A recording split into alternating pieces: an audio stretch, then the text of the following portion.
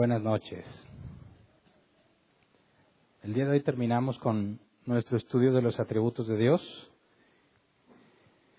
El domingo, si Dios quiere, empezamos a estudiar la doctrina del hombre. Y este atributo que vamos a analizar hoy, lo dejé para el final porque me parece que es muy útil tenerlo fresco para lo que vamos a empezar a estudiar el domingo.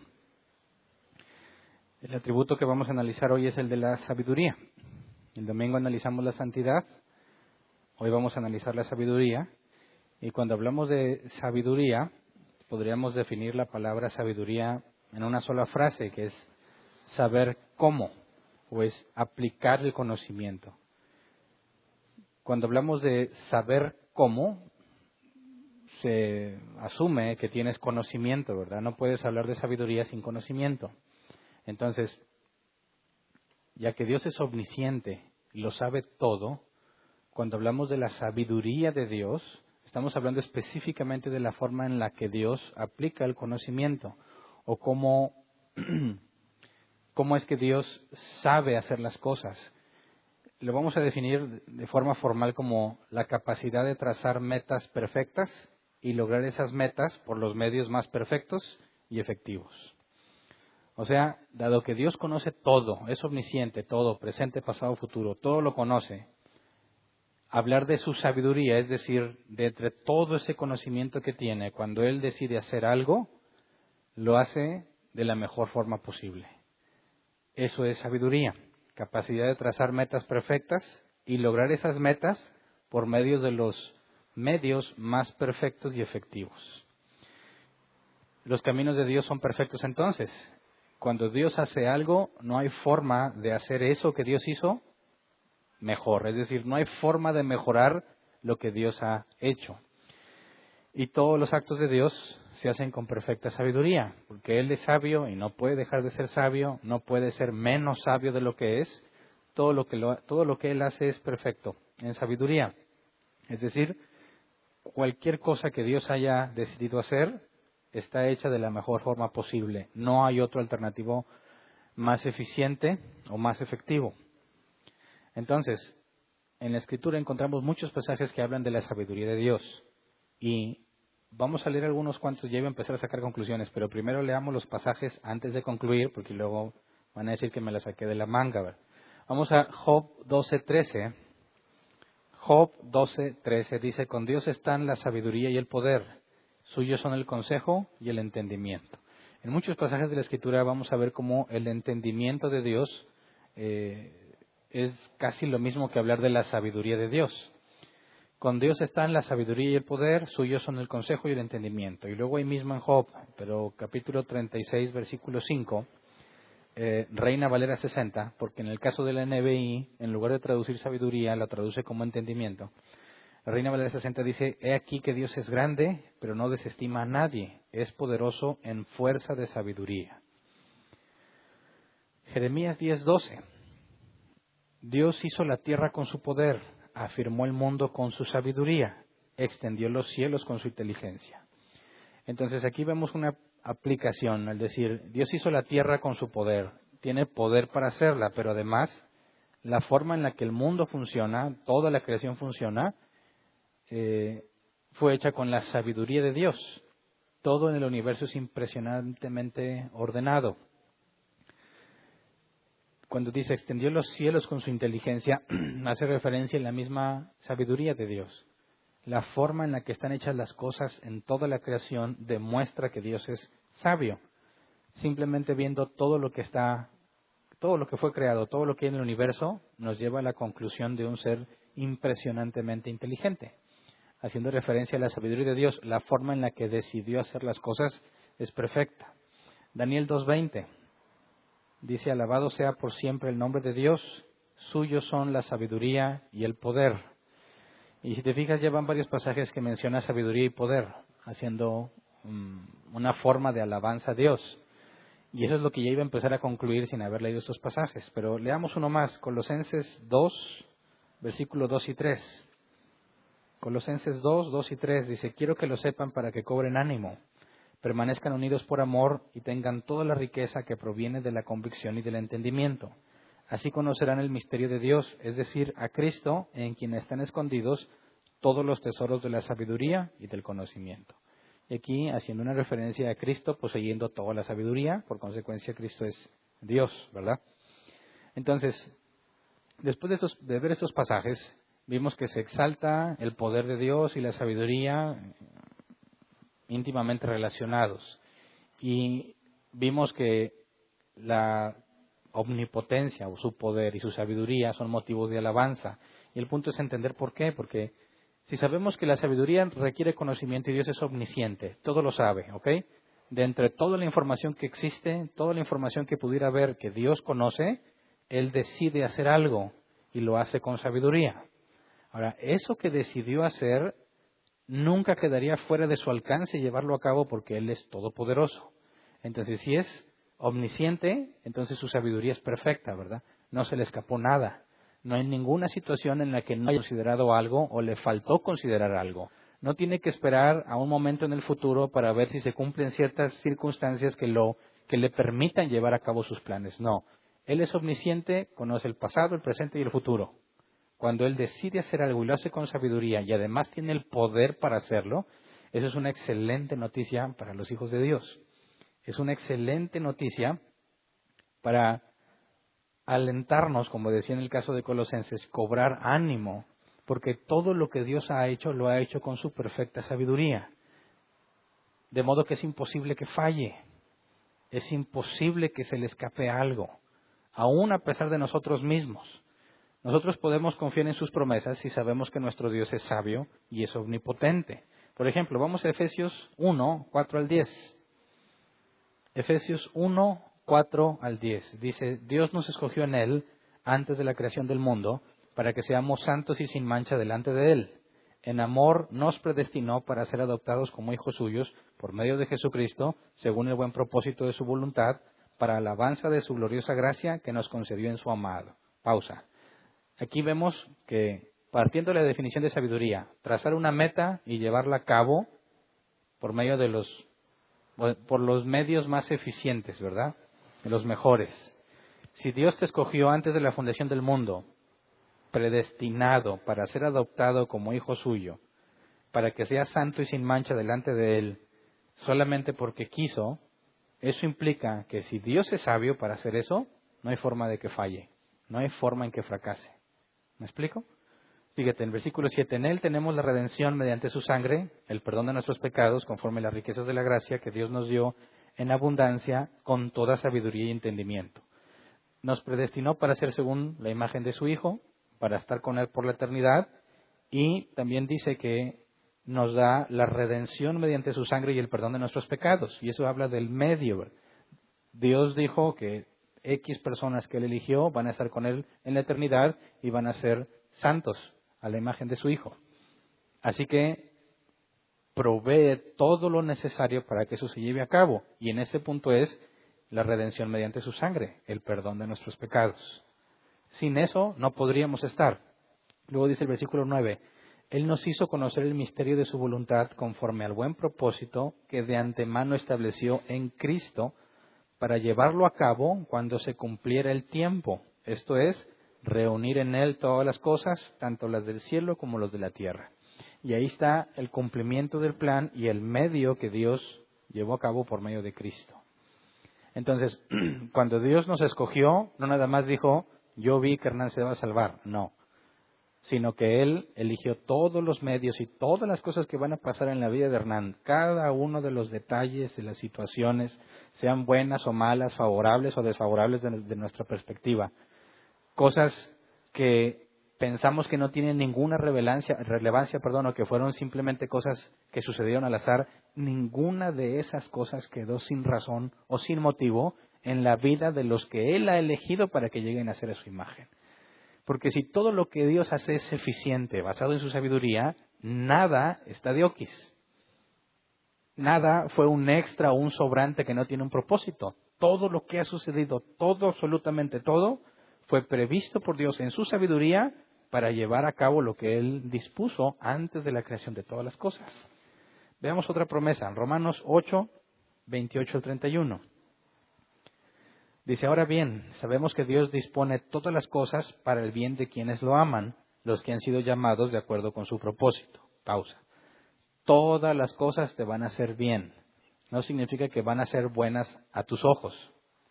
Todo es para tu bien. Todo lo que ha sucedido fue dispuesto por Dios para tu bien. Fíjate cómo esto que estamos leyendo tiene que ver con la predestinación, ¿verdad? Y la forma en la que Dios eligió hacer las cosas. Y como estamos estudiando su sabiduría, vemos entonces que la forma en la que Él decidió hacerlo es la mejor forma que pudo haber sido. No hay ninguna otra alternativa. Dice, versículo 29, porque a los que Dios conoció de antemano, ¿se acuerdan de la palabra conoció? Lo estudiamos en el atributo de la presciencia, un amor personal, individual. A los que Dios amó de antemano, antes de que fueran creados, dice, también los predestinó a ser transformados según la imagen de su Hijo, para que Él sea el primogénito entre muchos hermanos. A los que predestinó también los llamó, a los que llamó también los justificó, y a los que justificó también los glorificó. ¿Qué diremos frente a esto? Si Dios está de nuestra parte, ¿quién puede estar en contra nuestra? Entonces, si Dios es sabio, es todopoderoso y le agregamos otro atributo que estudiamos hace poco, que es bueno, y ha decidido salvarte, ¿quién puede hacer algo en tu contra? Aunque se reunieran a planear en tu contra, y aunque Dios permitiera que te hicieran daño, ese daño tiene un propósito. Y ese daño que recibiste fue predestinado para que llegues a ser a la imagen de Cristo. O sea, jamás te va a pasar algo que no te sirva. Jamás te va a pasar algo que te lleve a un camino de perdición. Jamás te va a pasar algo que te desvíe de lo que Dios ha definido. Esto nos lleva a conclusiones serias y profundas. Porque si vemos que Dios ha organizado y planeó y trazó y lleva a cabo todo en nuestras vidas para llegar a su imagen, eso implica que cada pecado que hemos cometido también fue planeado por Dios. ¿Me explico? Él no te hizo pecar. Él permitió que pecaras en muchísimas circunstancias, en muchísimas situaciones, porque cada una de esas cosas tenía que llevarte el conocimiento de Cristo. Cada vez que Dios permitió que tú pecaras, así como las veces que impide que peques, porque también todo cristiano reconoce que ha habido circunstancias en su vida que si Dios no hubiese intervenido, le hubieras regado hubieras metido las cuatro patas, le hubieras regado feo, si Dios no hubiese puesto un alto, si Dios no te hubiese desviado. Muchísimas veces seguramente estás consciente de que ha habido situaciones en las que hubieras perdido la vida si Dios no hubiese intervenido. Accidentes en los que quizás participaste, en los que si no estabas en ese lugar específico o en ese momento del tiempo específico, hubieras perdido la vida. Todo ese tipo de cosas que Dios ha permitido, que a veces nos llevan a pensar que no hay razón por la cual estamos viviendo lo que estamos viviendo, o que pareciera que Dios se apartó de nosotros y nos dejó a nuestro propio criterio. Si tú fuiste elegido para salvación, es imposible que tengas razón en eso. Cada una de las cosas y los dolores que Dios ha permitido fueron diseñados para llevarte a entender la necesidad que tienes de Dios y luego se te concede el arrepentimiento necesario para que continúes avanzando. Así que, ¿de qué nos podríamos quejar en Dios? Cuando a mí me enseñaban hace mucho, decían, mira, tú cuando pases por pruebas, tú gózate. Y yo decía, eso es absurdo. No me puedo gozar porque yo pensaba que gozar era reírse y estar feliz, ¿verdad? Pero la palabra gozar, bíblicamente hablando, pudiese traducirse como contentamiento. Es decir, no me pongo feliz porque perdí una mano, ¿verdad? Pero sé contentarme porque si perdí la mano fue por una buena razón. De alguna forma esa pérdida me lleva más al conocimiento de Dios y contribuye al crecimiento, a mi crecimiento en santidad, porque nada sucede sin razón. Nada ha sido un desperdicio ni una pérdida de tiempo.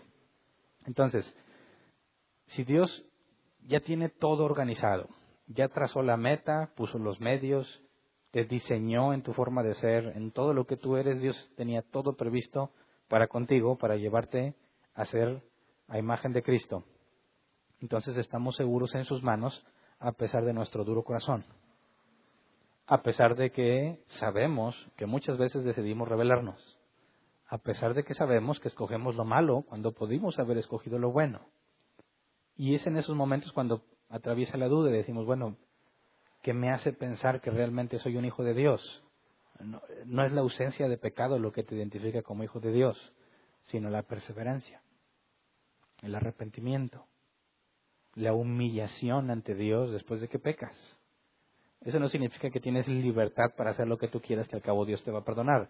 No, porque así como fuiste destinado a salvación, fuiste destinado a la santidad.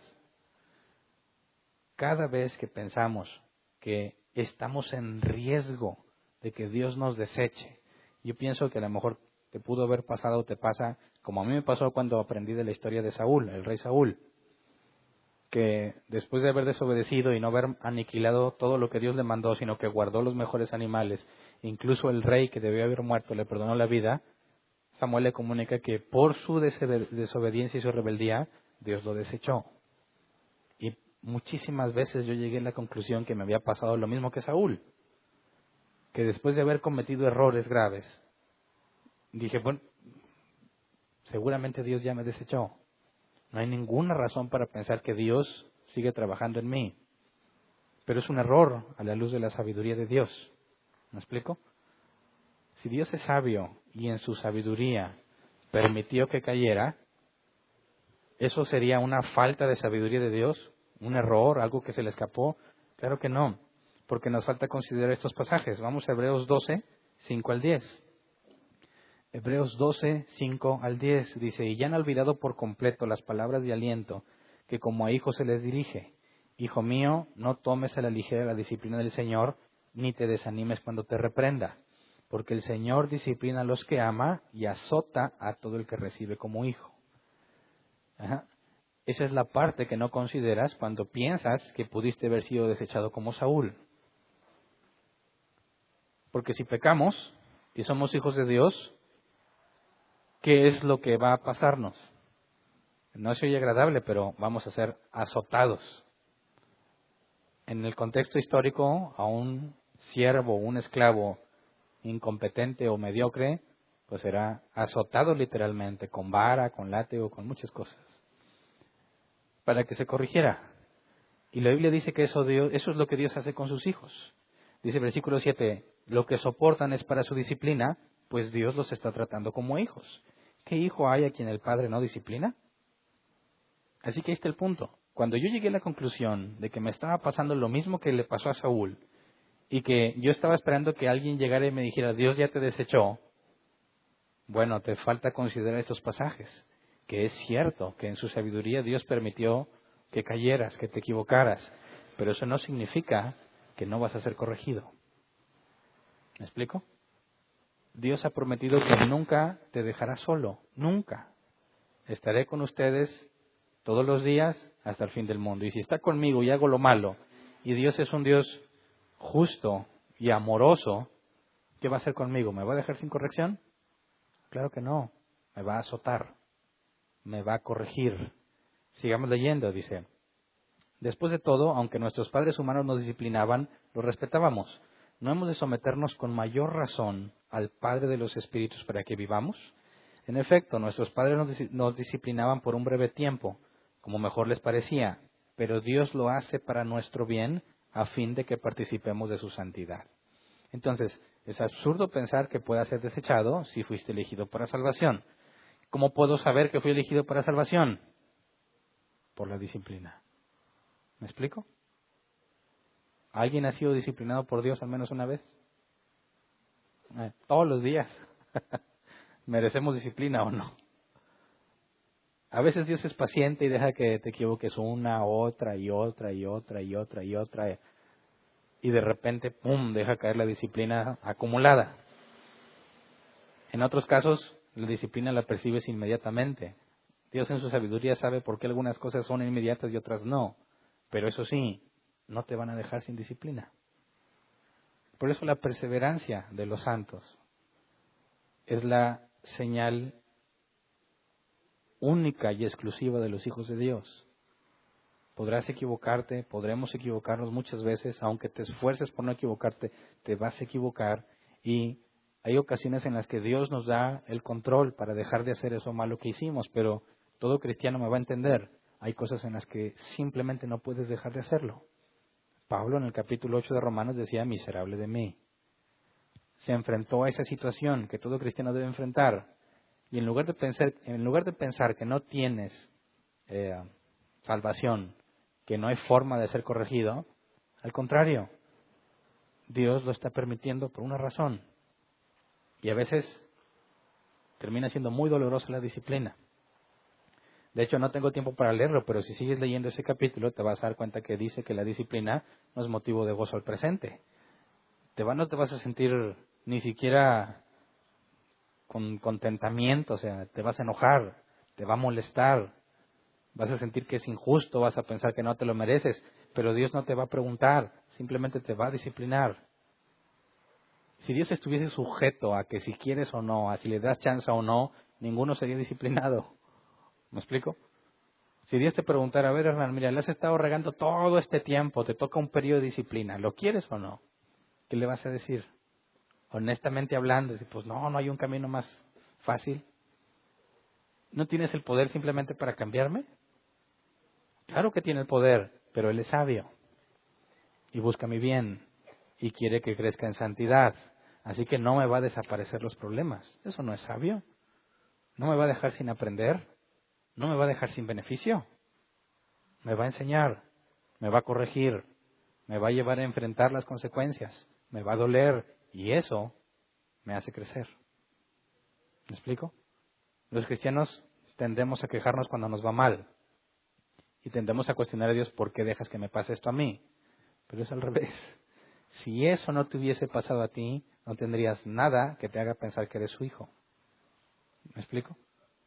Así que si Dios nos disciplina en sabiduría, es imposible que falle en su disciplina.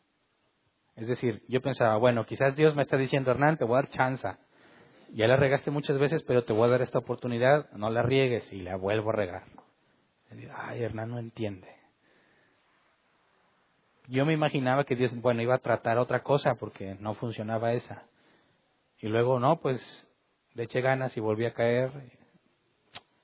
Bueno, pues plan C, porque el plan A falló, el plan B lo echó a perder Hernán, un plan C. Y algunos piensan que esa es su esperanza en Dios. Dios siempre va a tener otro plan. Claro que no. Si Dios le falló su plan, ya no es sabio. No pudo trazar los medios de forma eficiente y fracasó. La buena noticia no sería que tenga un plan B. La buena noticia es que a pesar de todas esas caídas y tropiezos, jamás te despegaste de su plan, porque Él no falla. Así que es imposible que un hijo de Dios que se proponga pecar para alejarse de Él, prospere en lo que quiera hacer. Va a ser disciplinado, le guste o no le guste. Va a ser corregido, porque Dios no falla. Entonces dicen, como algunos cristianos me enseñaron, Hernán, Dios es muy paciente y te da muchas oportunidades, pero tú las puedes desperdiciar. Puedes quedarte sin la salvación si eres negligente. Dices, bueno, eso pasaría si Dios no fuese sabio. ¿Verdad? Porque si dependiera de mi sabiduría para hacer lo correcto, estoy en el hoyo, estoy perdido. Yo estoy muy limitado. Fíjate, si la sabiduría es saber cómo, y yo soy muy limitado en conocimientos, ¿qué tan sabio puede ser? Pero Dios en su sabiduría, además de que es omnisciente, Él conoce perfectamente mi carácter. Él conoce todo lo que me hace tropezar. Y según lo que vemos, antes de que peques, Dios concedió esa falta.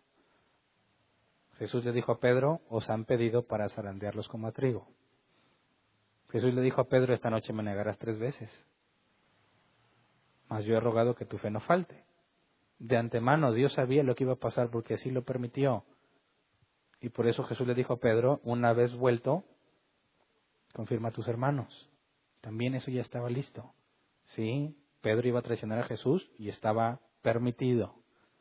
Pero eso le quitaría la arrogancia que tenía. Pedro es el mismo que había dicho, aunque todos estos te nieguen, yo no te negaré.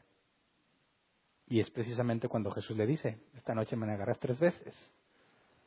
Y el dolor que experimentó Pedro al traicionar a Jesús no fue en vano, porque precisamente Jesús le dice, una vez vuelto, confirma a tus hermanos.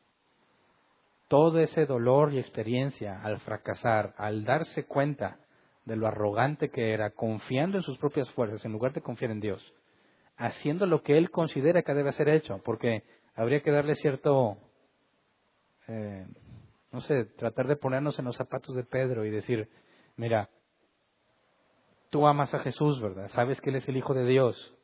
Van a venir a tratar de encarcelarlo y matarlo. ¿Estarías dispuesto a permitirlo? Tu conocimiento es muy limitado. Tú no sabes que ese es el plan de Dios. Y Jesús dice, se van a escandalizar de mí todos. Todos se van a avergonzar de mí. Pero tú, si fueras Pedro y tienes un amor profundo por Jesús, ¿estarías dispuesto a dejar que hicieran eso? ¿Estarías dispuesto a dejar que lo aprendieran? No. Todos somos prontos para decir, según nos sentimos, ¿verdad? Aunque todos estos se nieguen, yo no te voy a negar. Yo voy a pelear. Cuando vinieron a aprender a Jesús, ¿quién sacó la espada y le cortó la oreja a uno? Pedro.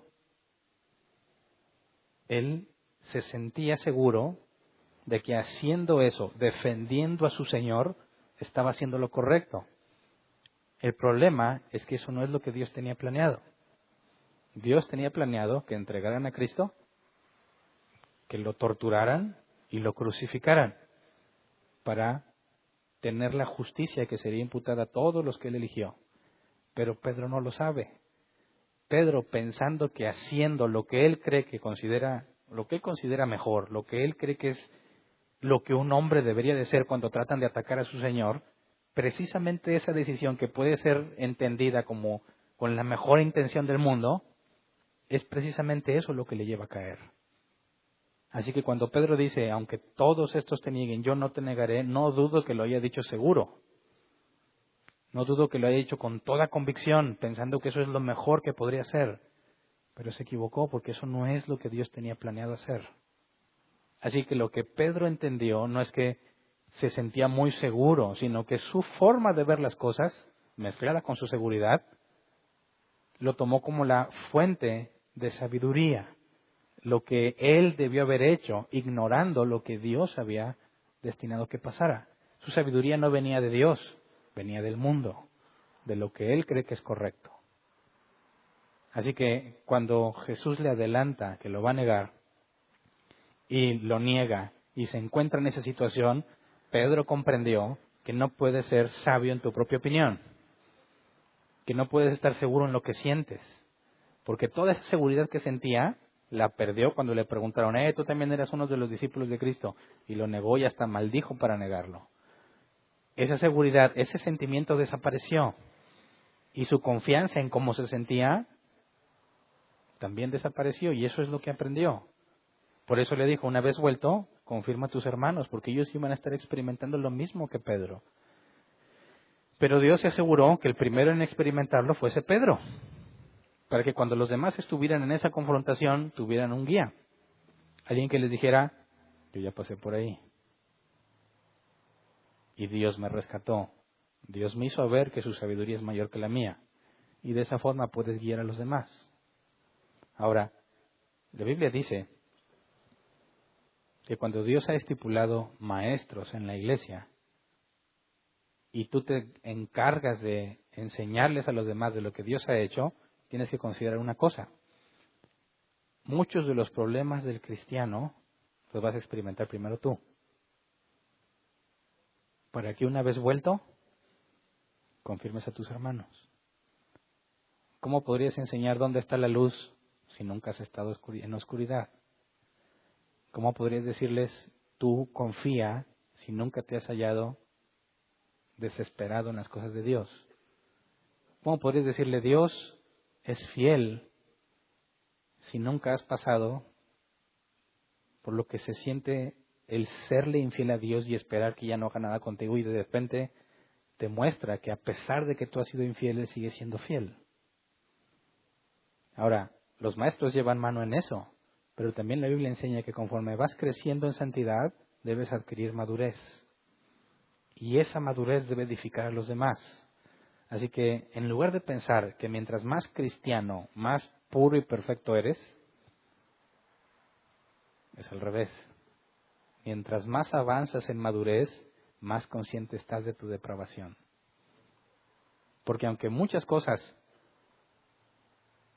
te han sido evitadas por Dios, muchas otras Dios mismo te va a llevar para que aprendes a salir de ahí y después le digas a alguien cómo se hace.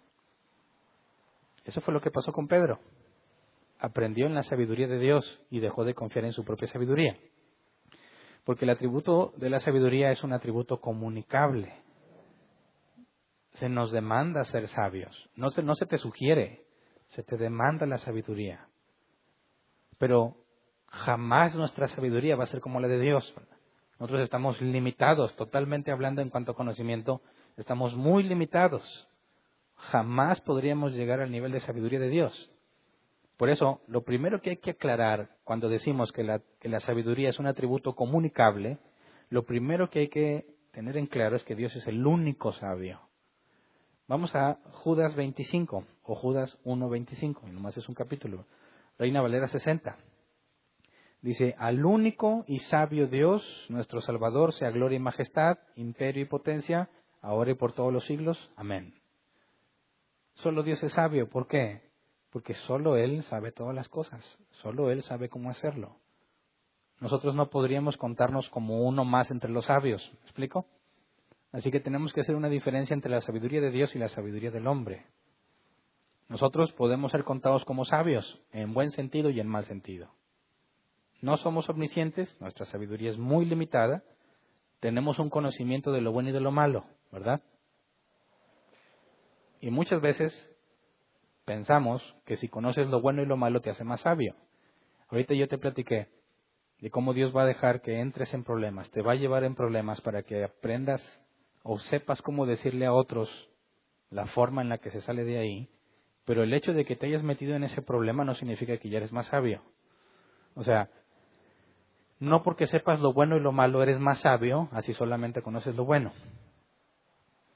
Yo me acuerdo que en la universidad, algo que era común entre mis amigos o mis compañeros hombres era, un día te vas a casar, así que prueba todas las mujeres que puedas para que luego puedas decidir quién va a ser tu esposa.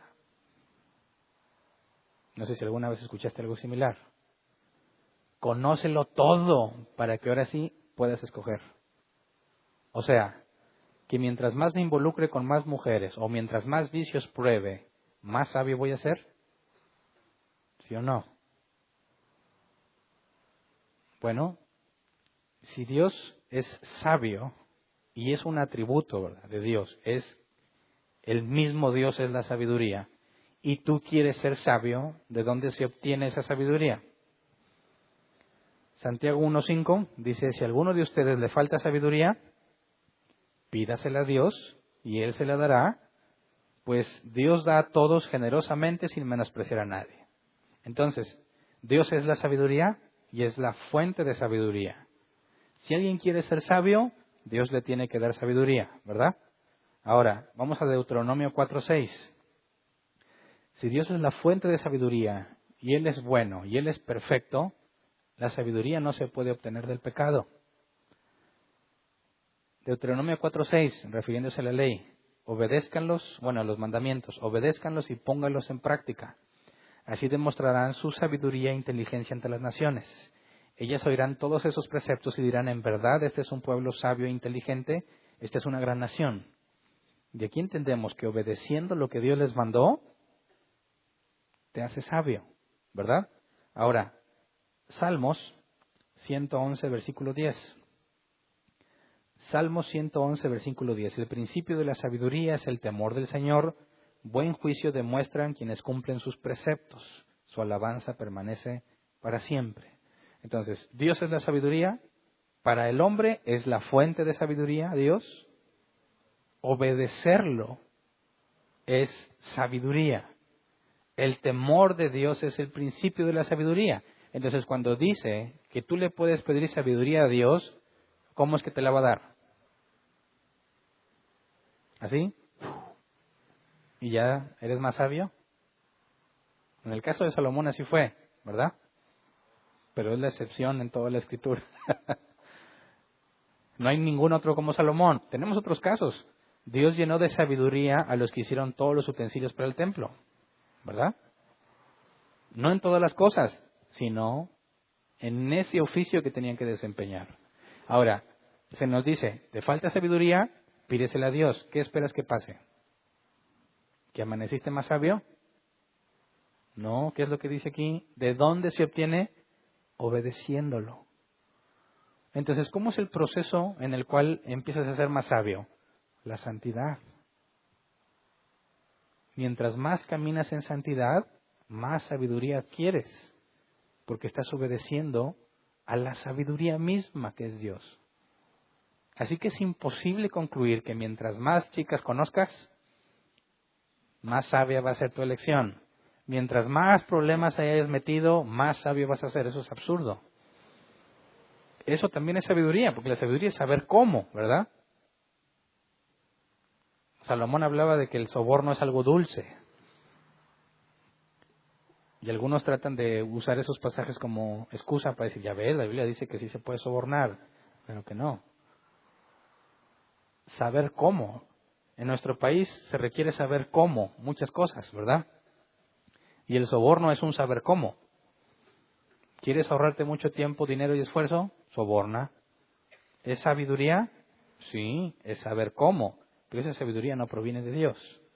Es cierto que hay sabiduría que proviene de Dios y sabiduría que no proviene de Dios. Vamos a leer Santiago 3, 13 al 18. Santiago 3, 13 al 18 dice, ¿quién es sabio y entendido entre ustedes? Que lo demuestre con su buena conducta, mediante obras hechas con la humildad que le da su sabiduría. Pausa. Aquí habla de la sabiduría que viene de Dios, la que Dios da, ¿verdad? ¿Y cómo se demuestra que eres sabio? Con tu buena conducta. Obedeciendo a Dios. La santidad que vas obteniendo es prueba de tu sabiduría, ¿verdad? Dice, mediante obras hechas con la humildad que le da la sabiduría. Mientras más sabiduría tienes, más humilde debe ser. Es imposible que alguien sea sabio y arrogante al mismo tiempo, hablando de la sabiduría que viene de Dios. Sí se puede ser sabio y arrogante, pero no con la sabiduría que viene de Dios. Si alguien tiene sabiduría que proviene de la santidad, necesariamente debe ser humilde. Si no, es una contradicción. Podrá ser sabio, pero no con sabiduría de Dios. Porque dice el versículo 14, pero si ustedes tienen envidias amargas y rivalidades en el corazón, dejen de presumir y de faltar a la verdad. Esa no es la sabiduría que desciende del cielo, sino que es terrenal, puramente humana y diabólica.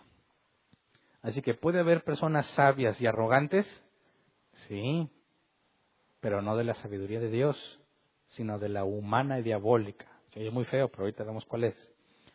Versículo 16, porque donde hay envidias y rivalidades, también hay confusión y toda clase de acciones malvadas.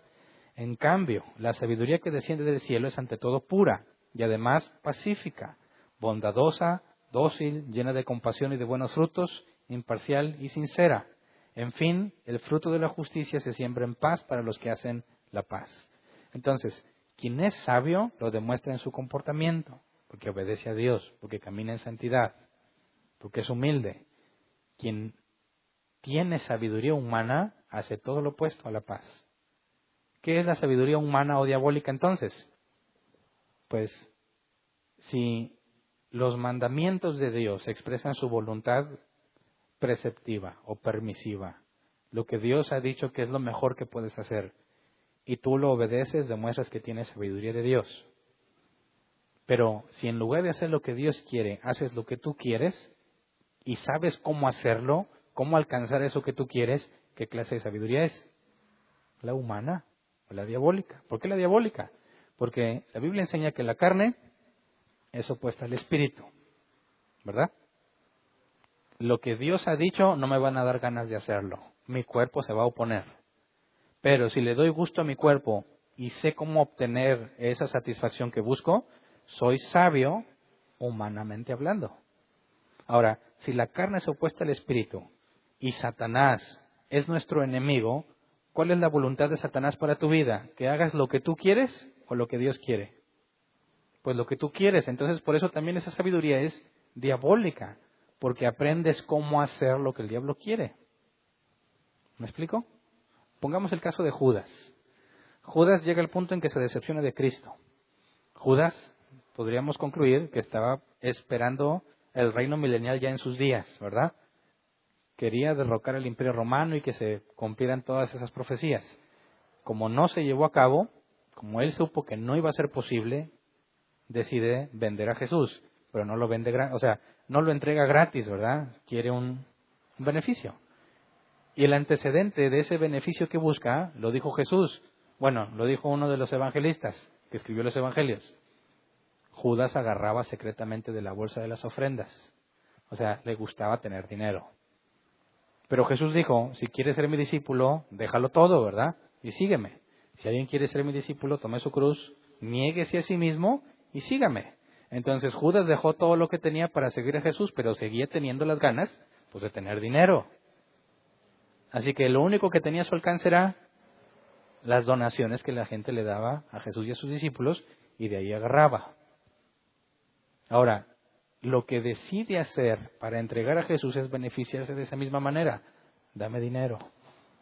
Y el pago establecido normalmente, por ley incluso, para entregar a un hombre como esclavo en las 30 piezas. Entonces, fíjate cómo Judas decide entregar a Jesús para obtener un beneficio propio, pero al mismo tiempo, Jesús en la última cena le dice, ve y haz lo que has decidido hacer, pero se nos aclara que Satanás entró en él. Así que Judas estaba haciendo dos cosas que eran la misma. Su voluntad, lo que Judas decidió hacer, y lo que Satanás quería que hiciera. Su sabiduría, el saber cómo ganarse a los líderes religiosos de aquel tiempo, fariseos, saduceos, y cómo entregar a Jesús, pero sacar un provechito, esa sabiduría era humana y diabólica. Hizo lo que él consideraba mejor. Y eso es precisamente opuesto a lo que Dios quiere hacer, porque Jesús, sabiendo el camino que iba a recorrer, le dice a Judas, ve a hacer lo que te propusiste hacer. Y mientras Judas, llevado por su sabiduría humana y diabólica, hace lo que él quería, Dios, con una sabiduría mayor, tomando en cuenta lo que estos harían, cumple su propósito. Pero la sabiduría humana y la sabiduría de Dios son opuestas. O te esfuerzas por obtener una o la otra, pero no puedes tener las dos. Es imposible caminar en santidad y al mismo tiempo tener sabiduría humana. Vamos a 2 de Corintios 1:12. 2 de Corintios 1:12. Dice, para nosotros el motivo de satisfacción es el testimonio de nuestra conciencia. Nos hemos comportado en el mundo y especialmente entre ustedes con la santidad y sinceridad que vienen de Dios. Nuestra conducta no se ha ajustado a la sabiduría humana, sino a la gracia de Dios. Fíjate bien, el motivo de satisfacción para Pablo era que tiene la conciencia limpia. A lo mejor nadie se dio cuenta, pero él tiene la conciencia limpia, sabiendo que no se comportó según la sabiduría humana, no haciendo lo que la gente piensa que debió haber hecho, sino lo que Dios dice. Esto es muy importante porque cuando Dios nos dice que el mayor entre nosotros debe ser como el menor, es opuesto a la sabiduría del mundo. Es opuesto a la sabiduría humana. Cualquiera pensaría que mientras más responsabilidad tienes, mejor debería ser tratado. Más debería ser servido. Y Jesús dijo, no, el mayor sirve al menor. ¿Me explico? Así que, si tú quieres aplicar la sabiduría del mundo en las cosas de la iglesia, fracasas rotundamente. Porque vas a querer que te honren y que te sirvan. Porque te consideras importante. Y eso es muy evidente. Y al revés, si tú quieres aplicar la sabiduría de Dios en tu trabajo, ¿cómo te va a ir? Te van a agarrar a su puerquito. Se van a tratar de aprovechar de ti. ¿Verdad? Entonces, ¿qué haces? ¿Quedo mal en la iglesia? ¿Quedo mal con Dios y bien con el mundo? ¿O quedo mal con el mundo y bien con Dios? No se pueden las dos cosas. Ah, no, sabiduría de Dios en la iglesia, sabiduría del mundo en el trabajo. No, eso es una contradicción, ¿verdad? No puedes tener de las dos. Sabemos que nos dejamos llevar por la sabiduría humana. Una vez escuché un testimonio de un señor que decía que iba camino a su casa del trabajo y llevaba mucha prisa porque tenía un compromiso muy importante y se pasó un semáforo en rojo. Y ahí estaba el tránsito. Suena la sirena y lo para. Y dijo, hijo, y sin dinero. Desde que dijo que le preocupaba que no tenía dinero ya sonaba sospechoso, ¿verdad? Y luego, porque estaba dando testimonio frente a toda la iglesia. Y luego dijo, no, pues que se lo detiene el tránsito y dice, ¿a dónde va con tanta prisa? No, pues es que mira, salió el tema de que allá va y resultó que era cristiano. Y pues, este me dijo, ¿eres cristiano? Sí. No, pues que voy de prisa porque de ahí voy a la iglesia. Ahí se hizo la plática, no le hizo un cuento largo. Y terminó diciendo, pues que se portó tan bien el oficial, pues que le dio una siembra de amor. Una ofrendita. Ay, para las cocas. Y su testimonio es que Dios había movido las cosas para que el oficial lo dejara pasar, porque no traía ninguno de los papeles que se deben de traer. Y estaba muy agradecido con Dios por haberlo ayudado. Y la gente todo, gloria a Dios, aplaudiendo. Bueno, ¿se puede tener sabiduría de Dios y del mundo al mismo tiempo? No. ¿Qué se hace en ese caso entonces? Pues oficial, aplique la ley como es. Y te van a decir, pues no seas tonto. ¿Qué prefieres pagar? ¿1,200 o 100 pesos? Es más, hasta con 50 se conforman. Me han platicado, yo no sé. ¿Cómo saberán tanto? No se puede mezclar. Pablo dijo, mi satisfacción es una conciencia tranquila. ¿Sabes qué? No tengo y el oficial decide, porque también está en nuestra ley que el oficial decide si aplica o no aplica el castigo. ¿Me explico? Y en muchas ocasiones me llegó a pasar que ando en lugares desconocidos, no se ve la señal de zona escolar por ningún lado, vas como a 40 y te ponen la pistola y ya te pasaste y te paran, ¿verdad? Y siempre te van a decir, entonces, aquí el objetivo no es perjudicarle, Señor. ¿Cómo le hacemos para ayudarte? Y bueno, si vas a tratar de ser consistente con tu cristianismo, le vas a decir, no se preocupe, oficial, usted aplique la multa. No, yo sé que la situación está dura, está difícil, hay que apoyarnos unos a otros. ¿Cómo le hacemos? Aplíquela, es la única forma en la que aprendemos.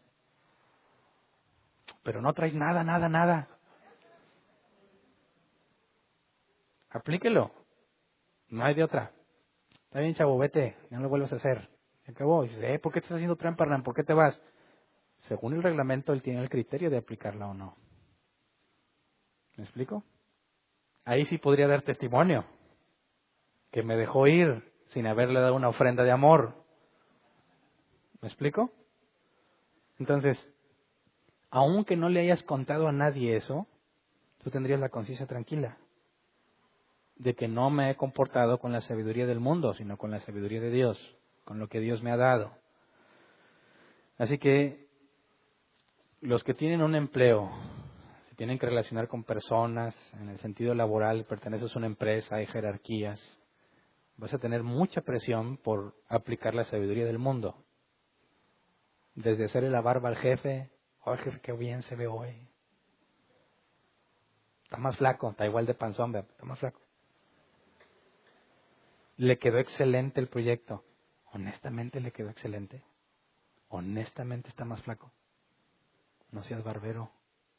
Eso es lengua lisonjera, la cual abomina a Dios.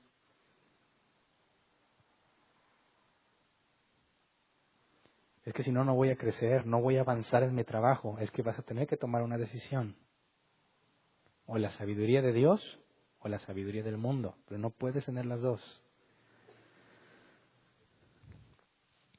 Sobre todo porque si conocemos de Dios, sabemos que la sabiduría del mundo jamás me llevará a Dios. La sabiduría del mundo es tan peligrosa porque es opuesta a Dios, que es lo que evita que muchos vengan al conocimiento de la verdad. Fíjate, 1 Corintios 1, 18 al 25. 1 Corintios 1, 18 al 25. Me explico. El mensaje de la cruz es una locura para los que se pierden. En cambio, para los que se salvan, es decir, para nosotros, este mensaje es el poder de Dios. Pues está escrito, destruiré la sabiduría de los sabios, frustraré la inteligencia de los inteligentes. ¿Dónde está el sabio? ¿Dónde está el erudito? ¿Dónde el filósofo de esta época? ¿No ha convertido Dios en locura la sabiduría de este mundo? Ya que Dios en su sabio designio dispuso que el mundo no lo conociera mediante la sabiduría humana, tuvo a bien salvar mediante la locura de la predicación a los que creen. Los judíos piden señales milagrosas y los gentiles buscan sabiduría, mientras que nosotros predicamos a Cristo crucificado. Este mensaje es motivo de tropiezo para los judíos y es locura para los gentiles. Pero para los que Dios ha llamado, lo mismo judíos que gentiles, Cristo es el poder de Dios y la sabiduría de Dios. Pues la locura de Dios es más sabia que la sabiduría humana y la debilidad de Dios es más fuerte que la fuerza humana. Y aquí hay que hacer una explicación. Por medio de tu sabiduría humana jamás vas a llegar a Dios. Jamás. Y cuando digo que evita que conozcas al Dios verdadero, estoy haciendo referencia a aquellos que no fueron elegidos para salvación. Porque aquí dice claramente, Cristo, pero para los que Dios ha llamado, lo mismo judíos que gentiles, Cristo es el poder de Dios y la sabiduría de Dios. Si todo ser humano supiera y entendiera quién es Dios y que ese Dios es justo y lleno de ira, como ya lo estudiamos, va a castigar y a condenar toda mala acción. Y tienes dos opciones, ¿pagas tú o paga Cristo? Y se te pregunta, ¿te humillas ahora para ser librado de la ira venidera o enfrentas la ira de Dios? ¿Qué sería lo más sabio escoger? Humillarte ante Dios. Y sin embargo, ¿qué es lo que hace la mayoría de la gente? Todos aquellos que no han sido intervenidos por Dios, que no los hizo nacer de nuevo, todos escogen enfrentar la ira. ¿Dónde está la sabiduría de este mundo? ¿Dónde está? ¿Dónde está el sabio? ¿Dónde está el filósofo? ¿Dónde el erudito de nuestro tiempo? Si realmente fuesen sabios, se humillarían ante Dios. Pero eso es lo que dice aquí. Dios ha convertido en locura la sabiduría humana. El tratar de hacer lo que tú quieres y obtener lo que tú quieres es opuesto a Dios, que dijo, si quieres ser mi discípulo, toma tu cruz, niégate a ti mismo y sígueme. Es la sabiduría humana lo que evita que el hombre conozca a Dios. Y cuando dice aquí, la locura de Dios es más sabia que la sabiduría humana, es porque consideraban o consideran todavía locos a los cristianos que creen que un hombre resucitó de la muerte. Tanto judíos como gentiles, en este caso los griegos, piensan que eso es locura. Ok. Dice, y la debilidad de Dios es más fuerte que la fuerza humana. Dios no es débil. ¿Pero a qué se refiere? A que dicen, ¿cómo puede ser posible que el Hijo de Dios, quien según las profecías del Antiguo Testamento va a heredar todas las cosas, ¿cómo es posible que lo hayan maltratado como lo maltrataron? ¿Cómo es posible que lo mataran? Él debería triunfar, dicen nuestros amigos judíos. Él debió haber traído paz al mundo. Debe haber acabado con la maldad y con el pecado. No lo ha hecho, por lo tanto no es el Mesías. Esa es la locura de ellos. Es la sabiduría humana la que impide que conozcan al verdadero Dios. Por eso no hay nada sabio en hacer lo que el mundo hace, ni en comportarse como ellos se comportan. Imitemos el comportamiento del apóstol Pablo, 1 Corintios 2, 1 al 7. Yo mismo, hermanos, cuando fui a anunciarles el testimonio de Dios, no lo hice con gran elocuencia y sabiduría. Me propuse más bien, estando entre ustedes, no saber de cosa alguna, excepto de Jesucristo y de este crucificado. Es más, me presenté ante ustedes con tanta debilidad que temblaba de miedo. No les hablé ni les prediqué con palabras sabias y elocuentes, sino con demostración del poder del Espíritu, para que la fe de ustedes no dependiera de la sabiduría humana, sino del poder de Dios. Fíjate bien, esto es muy importante que lo entiendas. No es sabiduría humana, sino el poder de Dios. No quiso Pablo predicarles nada que tenga que ver con la sabiduría humana, ni comportarse como cualquier persona esperaría que se comporte alguien de la altura de Pablo. Y por eso fue menospreciado. Pero llegaba lo que Pablo dijo: no soy como esos superapóstoles, hombres engreídos, elocuentes, que apantallaban a todo mundo, que demandaban tratos especiales y la gente decía: ándale, este sí parece que viene de Dios. Y veían a Pablo que dice: con mis propias manos trabajo para sostenerme a mí y a los que están conmigo. Que trabajaba día y noche ayudándoles, que no quiso hacerle a nadie carga, y decían: este Pablo, como él dice en respondiendo a sus acusaciones, no asusta, no impacta a nadie, de lejos escribe cartas muy acá, pero de cerca no es nada. Y lo desestimaban. No se ve importante, no se ve que pueda, no se ve que sepa. Su comportamiento no es de alguien que realmente, conociendo la situación de los griegos y de toda esa cultura, de cómo dársela de importante y de ganar respeto, y Pablo haciendo todo lo opuesto, era imposible que pensaran que él fuese un verdadero apóstol de Jesucristo. Y esto es lo que dice aquí. No les predicó nada que tuviera que ver con la sabiduría humana, solamente a Cristo. Versículo 5, para que la fe de ustedes no dependiera de la sabiduría humana, sino del poder de Dios. En cambio, hablamos con sabiduría entre los que han alcanzado madurez, pero no con la sabiduría de este mundo ni con la de sus gobernantes, los cuales terminarán en nada.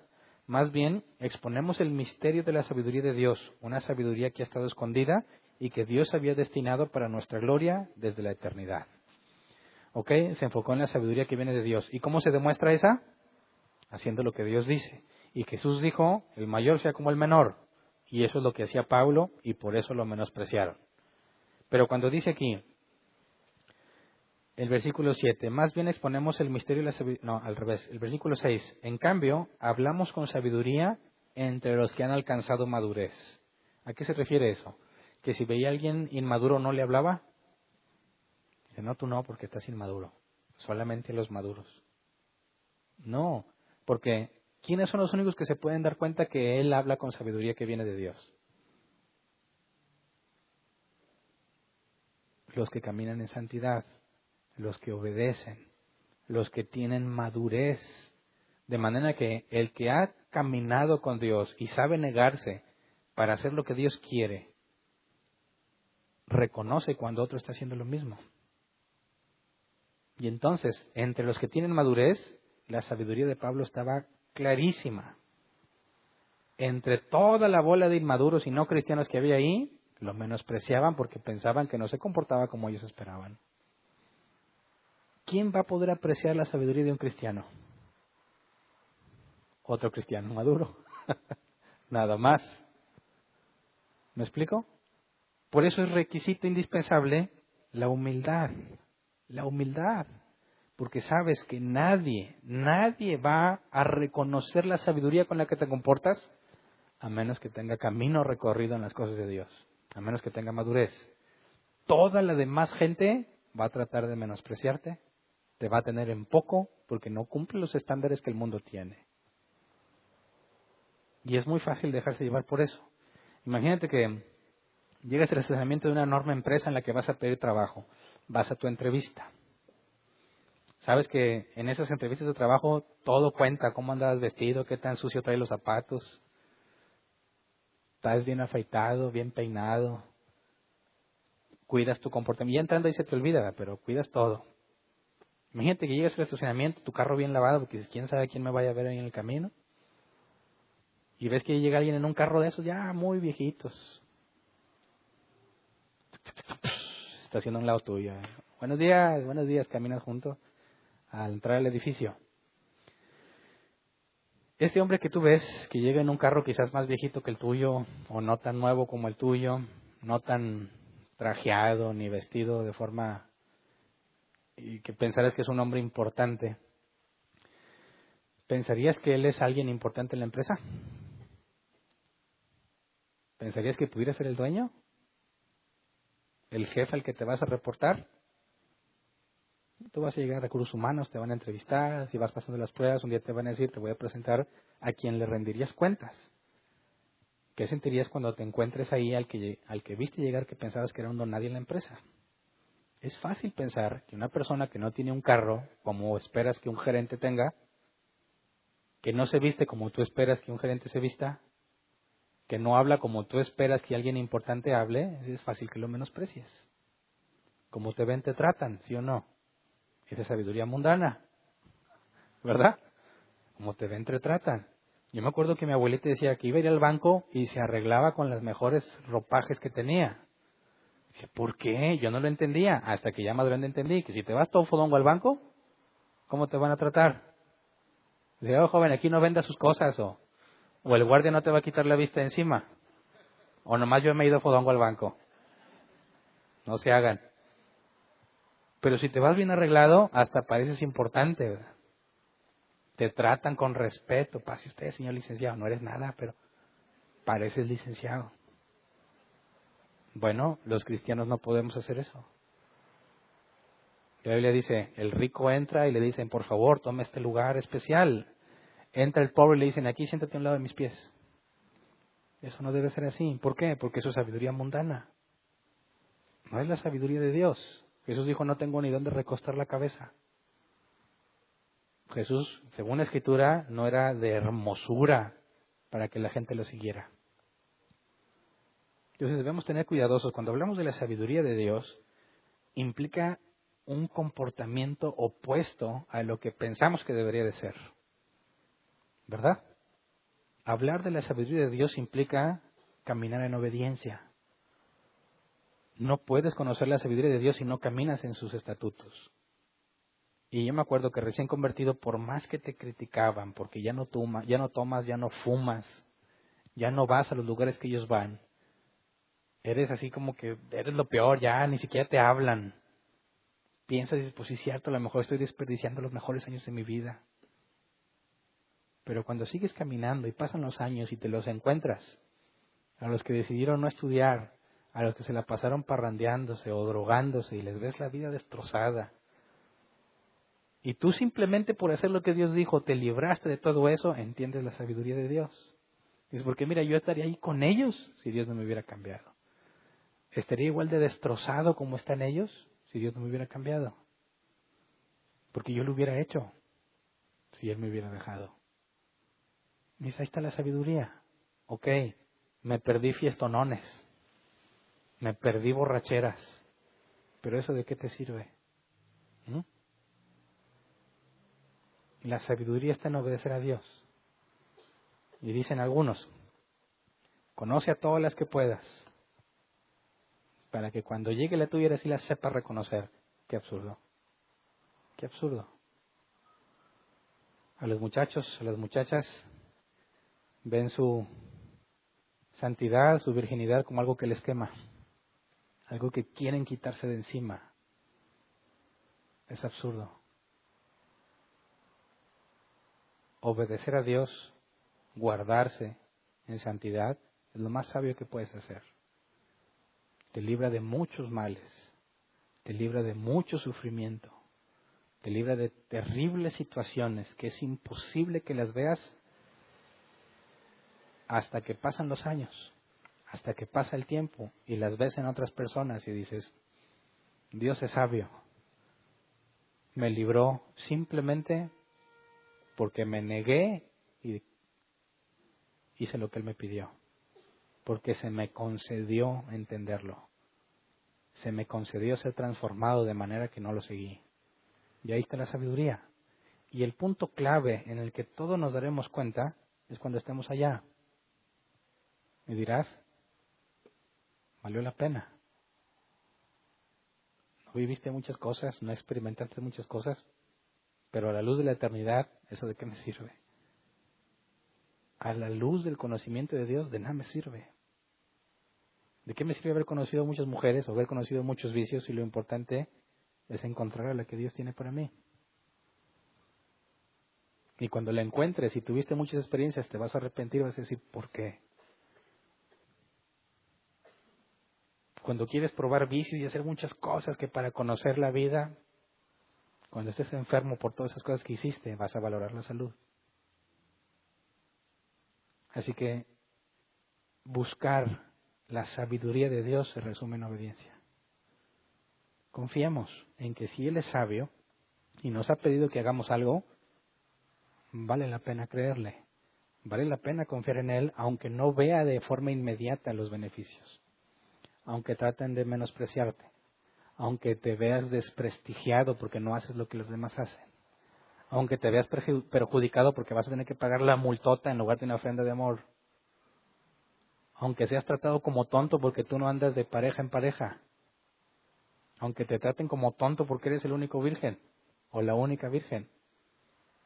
Confiemos que Él es sabio y lo que ha pedido es lo mejor que puedes hacer. Debemos buscar la sabiduría a toda costa. Y si tú lees los proverbios nos dice claramente, no hay nada más precioso que la sabiduría. Más que el oro refinado, más que las piedras preciosas. Buscar sabiduría ante todo, dice la Escritura. Y eso solamente se logra obedeciendo.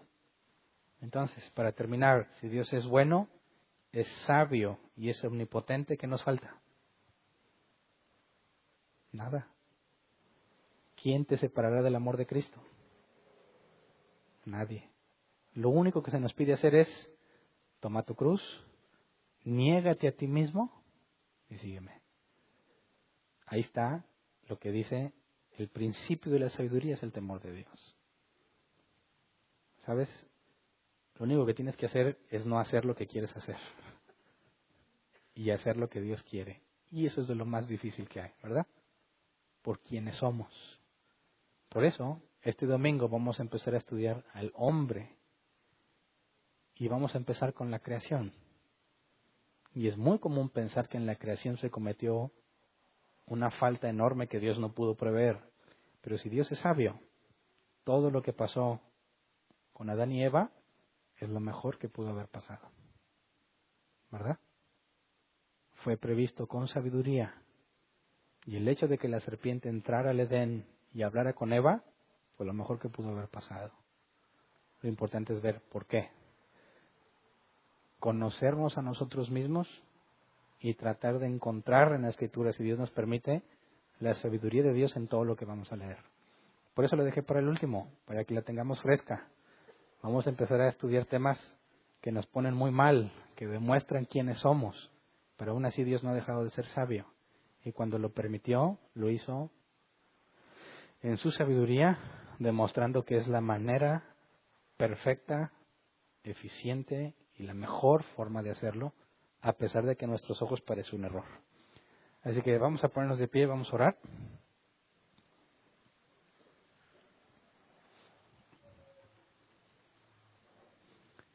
Llevamos 27 clases y todas las hemos enfocado en Dios, ¿verdad? Estamos hablando como quieren, en forma superficial de lo que la Biblia enseña. Hay muchísima información. Pero en estas 27 clases abarcamos muchas cosas de Dios y hay muchas cosas que no hemos estudiado. Y quisiera que te fueras reflexionando que jamás vas a acabar de aprender de Dios. Jamás vamos a acabar de estudiar. Hay tanto por aprender de Él que ni aún en la eternidad vamos a acabar. Entonces, mientras más lo conozcamos, más vamos a poder experimentar su sabiduría en lo que Él ha hecho y la que nos da en la que nosotros hacemos. Así que pidámosle eso a Dios, sabiduría. Señor, gracias porque todo este tiempo que hemos dedicado para aprender de ti, Señor, sabemos que ha sido de provecho, que nos revela de una manera mucho más clara quién eres, cómo eres, qué eres. Pero queremos pedirte que esto no nada más nos infle el cerebro, que no nos llenemos solamente de conocimiento. Hemos adquirido mucho conocimiento, Señor. Muchas cosas que hemos conocido de ti, pero el conocimiento no nos sirve de nada si no nos hace sabios. Concédenos, Padre, saber cómo hacer lo que te agrada. Concédenos saber cómo negarnos a nosotros mismos. Concédenos conocerte cada vez más de manera que nos enseñes cómo usar ese conocimiento para que seamos sabios. De nada nos sirve conocer la Biblia entera si no nos da sabiduría, Señor. Y confiando en lo que dice tu palabra, te falta sabiduría, pídesela a Dios, eso es lo que venimos a pedirte. Llénanos de tu sabiduría, Señor, no la sabiduría del mundo. Quita de nosotros lo que hemos aprendido del mundo. Concédenos ser como tú. Sabemos que es imposible que lo seamos en toda la extensión de la palabra, pero concédenos, Padre, caminar en tus caminos que son perfectos. En medio de nuestros tropiezos y nuestras fallas, enséñanos a perseverar. No nos dejes, Padre, tomar nuestras propias decisiones basadas en lo que nosotros creemos que es lo correcto. Enséñanos a decidir en base a lo que tú has dicho que es correcto. Danos sabiduría tuya. Llénanos de ti, Señor. Que aunque nadie más se dé cuenta, tengamos la conciencia tranquila de que nos hemos comportado con la sabiduría que proviene de ti y no con la del mundo. Enséñanos a resistir con gracia cada vez que se nos intente menospreciar o cada vez que se intenten aprovechar de nosotros porque estamos tratando de vivir con sabiduría de Dios. Concédenos la gracia para soportarlo, Señor, sin ser tropezadero a nadie. Concédenos la paciencia, porque sabemos que aunque no estemos lisonjeando a nuestros jefes, nuestros trabajos, nuestros aumentos, nuestros puestos no dependen de ellos, sino de ti, Señor. Tú eres el que tiene control de todo. Así que enséñanos a hacer todas las cosas como para ti y no como para nadie en el mundo. Concédenos estar conscientes, Padre, de todo lo que no es tuyo. Pero no nos permitas, Padre, adquirir conocimiento en el mal.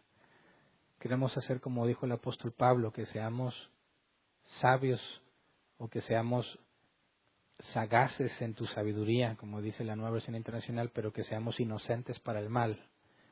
Inocentes para el mal porque no lo conocemos. Padre, ayúdanos a caminar en santidad, a crecer en madurez y crecer en sabiduría, Señor, para que cuando estemos entre los que son maduros reconozcan que tenemos sabiduría que proviene de ti. Para aquellos que son inmaduros puedan ser edificados a través de nosotros porque les mostramos la forma correcta de hacer las cosas. Concédenos decir como decía Pablo, sean imitadores de mí, así como yo imito a Cristo. Que puedan ver en nosotros humildad que antecede la sabiduría. Que ninguno entre nosotros sea arrogante, Señor. Que ninguno entre nosotros se crea más de lo que es. Que podamos tener en claro que de lo vil y despreciado elegiste tú, Señor, que somos nosotros, y que toda nuestra justicia es como trapos de inmundicia ante ti, para que la gloria sea solamente tuya, para que la honra sea solamente tuya, Señor, y que solo tu nombre sea exaltado. Gracias, Señor, porque podemos decir, como dijo el apóstol Pablo, que a nosotros, que nos has destinado a salvación, todo obra para bien, Señor. Gracias por todo lo que has hecho por nosotros y por lo que harás. Amén. Pueden sentarse. Pasemos a la sección de preguntas. Si tienes una pregunta, levanta tu mano y te llevan el micrófono. El domingo les comuniqué los ajustes que había, si alguien no estaba el domingo. Aunque aquí casi nunca pasa, ¿verdad? Pero el domingo a veces sí se llena de preguntas y tuvimos que limitar una pregunta por persona. Pero pues ahorita sí estamos libres, casi no se llena de preguntas, pero la idea es que no nos pasemos de 15 minutos para que pueda haber la posibilidad de que todos podamos escuchar las preguntas que pueda haber y no extendernos demasiado. Así que si tienes una pregunta, levanta tu mano y te llevan el micrófono. No importa si es la primera vez que vienes. No hay dudas tontas. Tú no te vayas con la duda, ¿ok? Ahí hay una mano levantada. Buenas noches. Buenas noches. La pregunta en sí es, hablaba algo acerca de la predestinación al principio. Uh-huh. Entonces yo tengo una duda en el sentido de que si Dios nos dio un libre albedrío de decidir, pues si le aceptamos a Él o no, Uh-huh. pues en sí en qué consiste la predestinación. O sea, pues realmente nos está dando esa decisión o esa oportunidad de decidir. O como dicen que nos dan ese libre albedrío si ya hay una predestinación como tal, o sea, si ya Dios dijo, tú no te salvas, tú sí te salvas, y en qué consiste entonces el libre albedrío. Ok. La Biblia claramente dice que Dios nos predestinó, ¿verdad? Así que la predestinación es un concepto bíblico. Tenemos el problema de conciliar lo que yo hago y lo que Dios hace. Pero yo creo que el problema se basa en entender cuando Dios eligió para salvación, tuvo que haber tomado una de dos perspectivas. Sabemos que Adán y Eva pecaron, ¿verdad? Y a raíz de eso, como dijo el apóstol Pablo, en Adán todos morimos, porque todos pecamos. No porque yo heredé los pecados de Adán, sino porque tengo la misma naturaleza que tiende a hacer lo que yo quiero, que es pecaminoso. Entonces, cuando Dios eligió para salvación, hay dos opciones. Antes de la caída dijo, a ti te salvo y tú no. Así que ordeno que haya una caída para que tú te pierdas y éste se salve. O, sabiendo Dios que dándote la capacidad de elegir, en el caso de Adán y Eva, elegirían lo malo y todos serían condenados, luego Dios dijo, de todos los condenados, a ti, a ti, y a ti, y a ti, les voy a regalar la salvación. ¿Cuál de las dos crees tú que sucedió? ¿Cuál de las dos es las que narra la Biblia? ¿Que Dios permitió la caída para que se perdieran todos los que eligió para que se perdieran? ¿O que a la luz de la caída, viendo que todos se perderían, Dios eligió a quien salvaría? ¿Cuál crees tú que es? ¿La segunda? Ok, si es la segunda, entonces, ¿Dios le niega la salvación a alguien? Ya que todos hacen lo que quieren. Jesús dijo en Juan 6, esta es la condenación, que la luz vino a los hombres, pero los hombres amaron más las tinieblas porque sus obras eran malas. Es decir, si tú le dices a alguien, si tú vas con un ladrón y le dices, oye, está mal lo que hiciste, entrégate a la policía, ¿qué va a hacer? Te va a decir, pues sí. ¿Qué va a elegir? ¿Lo bueno o las tinieblas porque sus obras son malas? Sus obras son malas, no va a querer solo la justicia, ¿verdad? Entonces, cuando hablamos de que fueron predestinados a salvación, implica que cuando Pablo dice, por cuanto todos pecaron y todos están destituidos de la gloria de Dios, estando muerto en tus pecados y delitos, Dios te regaló vida. Entonces, si tú dejas que un hombre decida lo que él quiera, ¿qué va a decidir? Lo que mejor le parezca. Pero ¿cómo le haces para que decida lo que Dios quiere? ¿Cómo le haces para darle vida cuando está muerto? Esa es la salvación. Que caminando todos a la destrucción, Dios en su misericordia predestinó a algunos para que se salvaran y a los demás los dejó hacer como ellos quisieron. O sea, no es Dios, no es que Dios le diga, tú no te puedes salvar y la gente le dice, ándale, sálvame, y él le dice, no. Al revés. Dice Romanos 3, si no me equivoco, no hay bueno ni uno. No hay quien busque a Dios. No hay justo ninguno. Entonces, de entre todos esos que están rebeldes a Dios y quieren hacer lo que ellos quieren, Dios, por su gracia, hace nacer de nuevo a los que Él eligió para que, siendo regenerados, como dijo el apóstol Pablo, en su entendimiento y en las cosas que hacen, ahora sí, viendo y teniendo la luz que ilumina a todo hombre, empiecen a caminar en lo que Dios ha enseñado. Entonces, cuando hablamos de la predestinación, no hablamos de una elección entre quién se pierde y quién no, sino de entre todos los que se pierden, a quién Dios le extendió misericordia para salvarlo. Y de esa forma se elimina el conflicto, pues dices, ¿qué decido yo? Mira, si te dejan decidir lo que tú quieres, jamás vas a escoger a Dios. Gracias a Él no te preguntó si querías o no. Simplemente un día te hizo cambiar. Y aún antes de que hicieras la oración de fe, tú ya querías a Él, ya lo estabas buscando. No fue la oración de fe lo que te hizo cambiar. Primero te cambió, luego quisiste hacer esa oración. Pero ese cambio que hubo en ti, ese nuevo nacimiento, es la nueva naturaleza que nos permite buscar a Dios y caminar en santidad, sin la cual nadie verá al Señor. Entonces, cuando aquí Pablo nos habla de la predestinación y de que fuiste llamado a santidad, habla de que si Dios ya sabe todo, no tiene que esperar a que algo pase para tomar una decisión. Entonces, los que se van a salvar a fin de cuentas, Dios no tuvo que ir al futuro a ver qué va a pasar, sino que Dios lo ordenó desde el principio sabiendo todo lo que pasaría y trabaja en la vida de todos aquellos que va a transformar para salvación. A todos los demás, como se le dijo a Judas, haz lo que tú quieres hacer. ¿Me explico? ¿Alguien más? Ahí, a un ladito.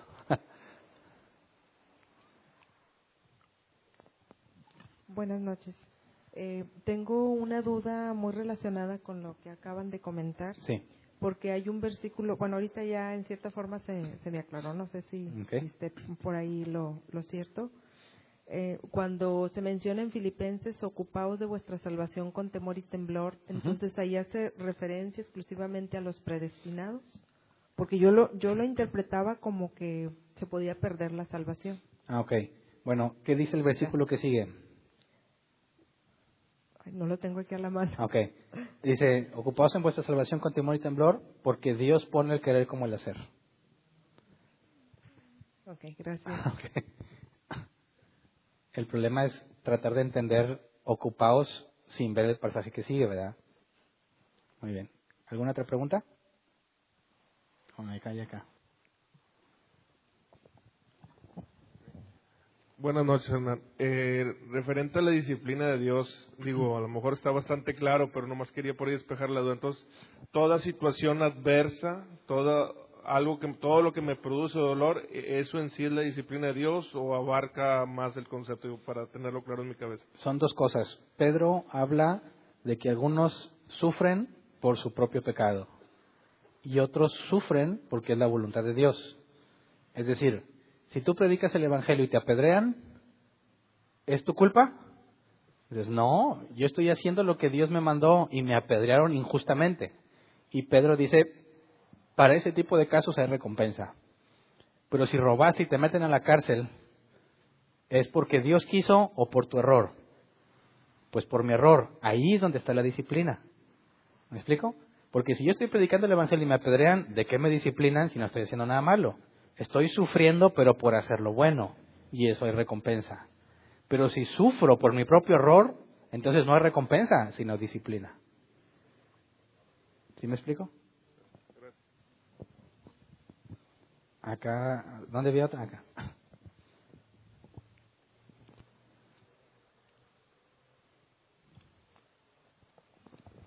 Buenas noches. No tiene que ver tanto con el tema, pero ahorita me acuerdo cuando estabas diciendo que Judas, cuando entregó a Jesús y que el diablo entró en él. Uh-huh. Me quedó la duda, que en algún momento he leído, pero no sé qué tan cierto o qué tan bíblico sea.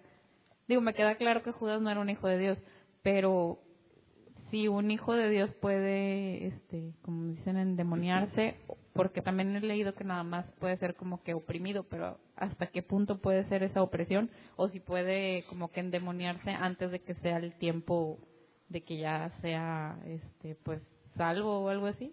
Ok, bueno. Pablo dice que todo aquel que no es de Dios está cautivo y sumiso a la voluntad del diablo. Entonces, cuando Dios te hace nacer de nuevo, eres propiedad de Dios. Si no has nacido de nuevo, eres del diablo. Si tú naciste de nuevo y ya no eres propiedad del diablo, ¿podrá el diablo entrar en ti y hacer lo que él quiere? No. Si tú naciste de nuevo y Dios te dio su Espíritu Santo, ¿podrá decirle a Satanás, hazte para allá Espíritu Santo que también voy a estar ahí? Entonces, es imposible que un cristiano esté endemoniado. Pero sí es posible que el demonio haga estragos con el cristiano. Fue lo que Jesús le dijo a Pedro, os han pedido para zarandearlos como a trigo. Dios podría decir, como en el caso de Job, Satanás, ve y ponle una arrastrada, pero no le quites la vida. Entonces, con permiso y autorización, podrá hacerlo, porque hay un plan de Dios en eso que va a pasar. Pero Satanás, bajo ninguna circunstancia, podría decir, déjame, hago algo, Hernán. No, porque tiene que pedir autorización. Por eso Jesús es claro, los han pedido para zarandearlos. El punto es que si Dios le dice sí, pues ya ni modo. Sí, sí es con permiso, pero por ejemplo, no sé, o sea, entonces sí puede ser que, no sé, que alguien se endemonie antes de que nace de nuevo, o que aún como que nacido de nuevo, o sea, sí le pueden pasar ciertas situaciones no, digo, puede ser por disciplina también, no sé, que el diablo ahí entre, pero no sé, que pueda hacer cosas similares a alguien que esté endemoniado, aunque no así como en las películas. Okay. ¿Cómo sabes si alguien está endemoniado? Pues hablan raro, como que no parecen ellos. Okay. ¿Qué hizo Judas cuando entró Satanás en él? Pues parecía él, supongo. No hizo nada extraño, no tenía super fuerza, ni echó espuma por la boca, ni se cayó al suelo, ni habló cosas incoherentes. Fue y vendió a Jesús. Nadie lo supo que estaba poseído por el mismísimo Satanás. Ahora, si te fijas, cuando yo mencioné lo que la Biblia enseña, dice, ¿eres de Dios o del diablo? No hay un punto neutro. Tú me dices, ¿alguien que no ha nacido de nuevo puede estar endemoniado? Claro que está endemoniado. No hay nadie que no esté endemoniado si no ha nacido de nuevo. No hay un punto neutro, no hay personas que están neutras y dicen, mira, ni Dios ni el diablo. No, ¿eres de Dios o eres del diablo? Y si eres del diablo, estás endemoniado. Oye, pero no hago cosas de endemoniados. No todos hacen las cosas que el gadareno hacía o el joven que se aventaba el fuego al agua. Eso es un extremo. Judas estaba poseído por el mismísimo Satanás y no hizo nada de eso. Simplemente fue y hizo lo que él quiso. ¿Cuántas personas hacen lo que ellos quieren sin importar lo que Dios quiere? Todos, créeme, todos los que no son de Dios están endemoniados, aunque no se comporten como esperamos que se comporten endemoniados. Okay, gracias. ¿Alguien más?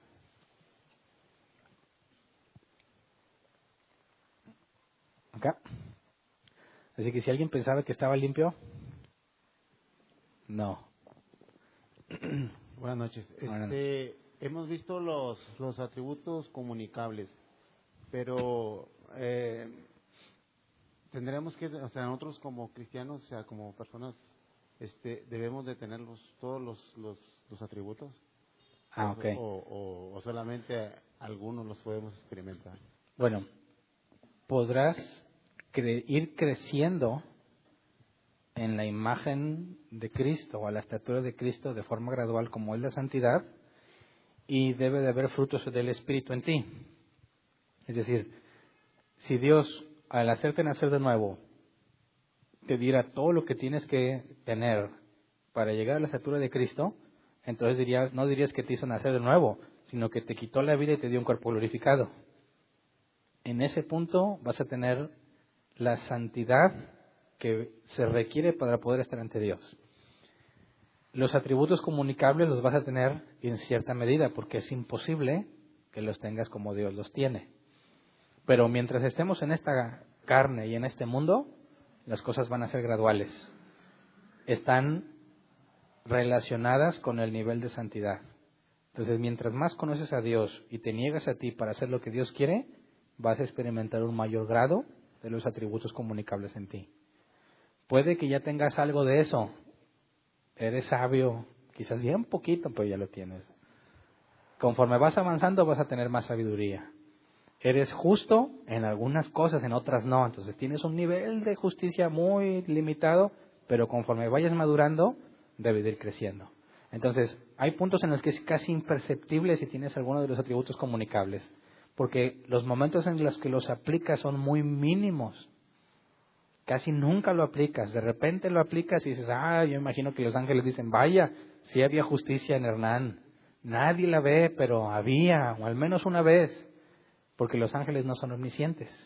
Ellos van viendo lo que Dios está haciendo sin saber realmente quiénes son elegidos para salvación, quiénes van a quedar al final. Están igual de limitados que nosotros. Lo que ellos sí saben es que si Dios los pone en el servicio, o sea, si Dios los usa para beneficiar a sus hijos, es porque son elegidos. Entonces, esa forma en la que vamos a manifestar los atributos comunicables de Dios va a ser gradual, imperceptible muchas veces, pero tenemos la promesa de Dios de que el que empezó la buena obra la terminará. ¿Me explico? ¿Alguien más? Acá.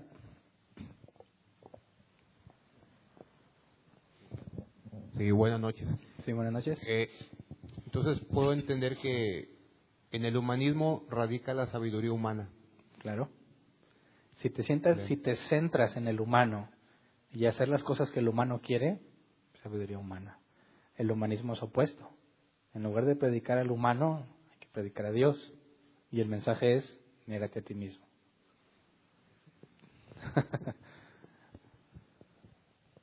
¿Alguien más? Nadie más. Ah, sí hay una. Alcanzó a pasar. Buenas noches. Buenas noches. Nada más quería entonces hacer una referencia de lo que ahorita estaba viendo sobre los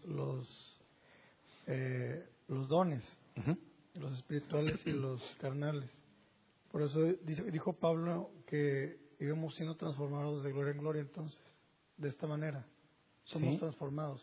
Sí, porque vamos avanzando. Claro. Imagínate que empiezas recién convertido, ¿verdad? Hay mucho que ignoras, mucho conocimiento que no tienes. Tú vas a empezar a hacer lo que crees que es correcto sin el conocimiento bíblico. Se entiende porque estás nuevo, ¿verdad? Tienes que ir creciendo en conocimiento. Pero una vez que adquieres conocimiento, Dios te empieza a dar sabiduría para que ese conocimiento lo uses en tu vida y empieces a obedecer. Bueno, mientras pasa todo eso, la estuviste regando y regando y regando y regando. Y Dios te va a estar disciplinando por todas esas cosas que haces. Ese proceso es lo que te lleva a ver cómo gradualmente, a raíz de la disciplina, del conocimiento que Dios da sabiduría para que lo apliques, se genera santidad. Empiezas a evitarte ciertos problemas, te metes en otros nuevos. Pero avanzaste, se empieza a ver paciencia. Porque cuando ves que otro comete el error que tú cometiste, no vas a poder decir, ¡ay, qué tonto! Porque tú acabas de salir de ahí. Y entonces lo toleras y eres paciente porque sabes que así estabas tú. Y empiezan a manifestarse los dones del Espíritu. Pero porque fuiste avanzando. Ese es el proceso que todo cristiano vive. Y que nunca vas a acabar hasta que tengas el cuerpo glorificado. ¿Alguien más? Nadie más. ¿Hay avisos?